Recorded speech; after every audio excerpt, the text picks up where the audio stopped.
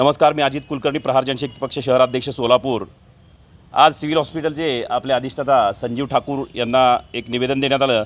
त्या निवेदनाचा विषय असा होता, छत्रपती शिवाजी महाराज सर्वोपचार रुग्णालय येथे महात्मा ज्योतिराव फुले आरोग्य योजनेअंतर्गत पेशंटचे रक्त तपासणी जी आहे, रक्त तपासणी जी प्रक्रिया आहे ती दिनांक 1/4/2022 ते दिनांक 16/9/2024 या काळात पेशंटची रक्त चाचण्यांचे करोडो रुपयांचा बोगस बिलं काढण्यात आलेले आहेत।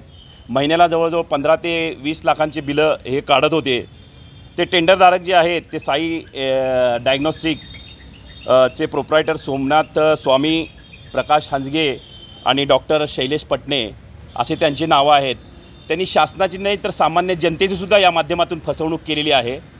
एका वेळेस डॉक्टरची चिठ्ठी नसताना, डॉक्टरचं कुठलंही सजेशन नसताना, संबंधित डॉक्टरचं कुठलं पत्र नसताना त्यांनी जे त्यांची ब्लड टेस्ट करून एका माणसाचे जवळजवळ 10 ते 12 ब्लड टेस्ट केलेलं आहे। सामान्य जनतेमध्ये त्यांनी एक भीतीचं वातावरण निर्माण केलेलं आहे। असं भीतीचं वातावरण निर्माण करून शासनाकडून करोडो रुपयाचे बिलं काढलेले आहेत। त्यामध्ये सिव्हिल हॉस्पिटलचे काही अधिकारी असतील किंवा महात्मा फुले योजनेअंतर्गत येणारे काही अधिकारी असतील, हे सुद्धा ह्याच्यामध्ये सहभागी आहे। मी डीन साहेबांना सांगितलं की 8 दिवसात संबंधितांवर 420 प्रमाणे गुन्हे दाखल करून त्यांनी जो शासनाचा अपहार केलेला आहे ते सगळे पैसे त्यांच्याकडनं जमा करून घ्यावे अशी मी त्यांना विनंती केलेली आहे।